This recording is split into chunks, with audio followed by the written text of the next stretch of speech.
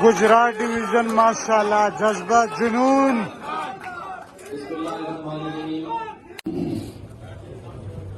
जी आराम से बैठिए।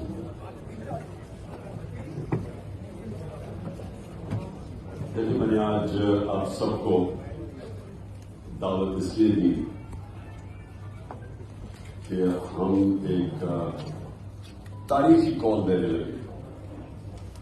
पहले भी हमने एक 2014 के अंदर एक कॉल दी और वो भी एक ऐसा एक पाकिस्तान की तारीख में एक ऐसा एक वक्त था जिससे हमारी पार्टी को